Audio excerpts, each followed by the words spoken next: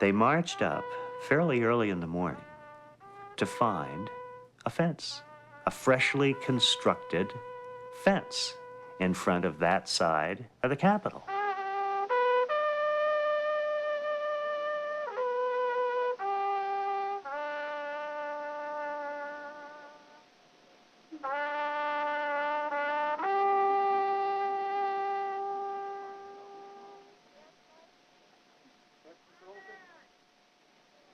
One by one, the vets would come up to a little microphone, would make a statement, and fellows threw medals over the wall. Power to the people! Threw ribbons over the wall. For the brothers and sisters this year. I remember one fellow throwing his cane over the wall. This is for my brother. She's got a gold star mother here. She wants to get rid of her medals.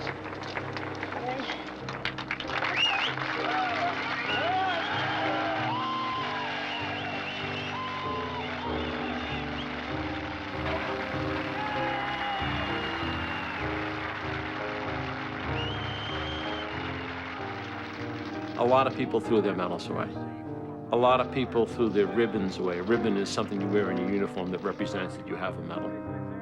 A lot of people threw their citations away. A lot of people threw the boxes away that the medal came in. It was not easy for me to throw my medals away.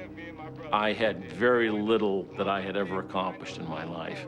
And getting a Silver Star, to me at the time, enormous accomplishment. And I thought about it. I thought about not doing it, and I said, you know, really, I sort of remember what Napoleon said, you know, imagine what you can get a man to do for a piece of ribbon.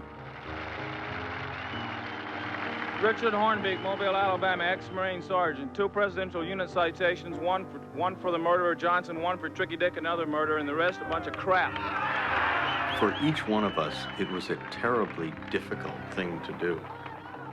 The decorations we'd received, whether they be simply the I was there decorations or things representing heroism, represented a very intense and difficult period of our life.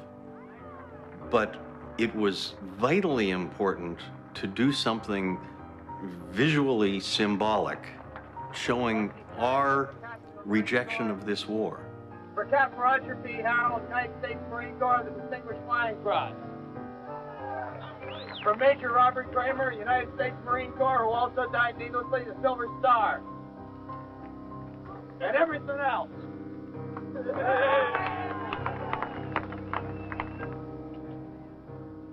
It was the collective anguish of a lot of people who felt that what they had done with this enormous sacrifice that they had made, and the even greater sacrifices that other people had made who weren't there, were for little or nothing. You earned a Bronze Star for bravery, for defense. You earned a Purple Heart for getting shot, and you said, this is nothing, this is worthless, this is a fraud, and threw it over a wall. It's an extremely hard thing to do. You're repudiating something that's very painful. It was harder for us to give expression to the anti-war movement, because what it meant was saying that the sacrifices that we went through and that we realized were for nothing. Don't you think it would be great to come back and say, hey, we're heroes. You know, we sacrificed. This is what freedom in this country requires here. But when you have to say that those sacrifices were for nothing, that's the bitter pill. And I think that's the harder road to take, frankly. Bob Steele died for these medals. Lieutenant Pomerol died, so I got a medal. Sergeant John died, so I got a medal. I got a Silver Star, Purple Heart, Army Commendation Medal, 8 Air Medals, National Defense, and the rest of this garbage. It doesn't mean a thing.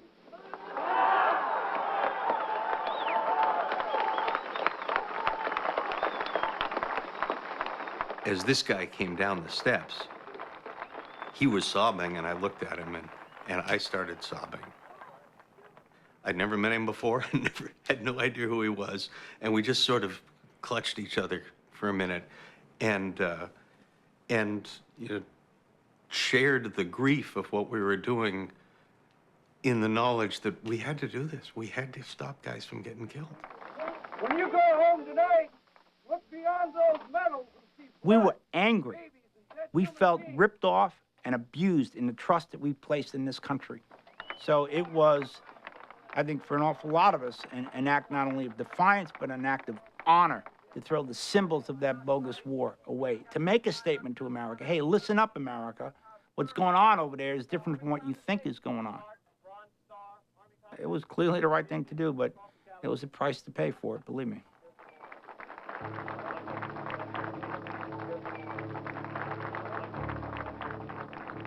Toward the end of the procession, perhaps the last veteran to walk through was John Kerry, whom I remember walking up to the microphone and speaking a very simple sentence that was far more bland than most of the things John said.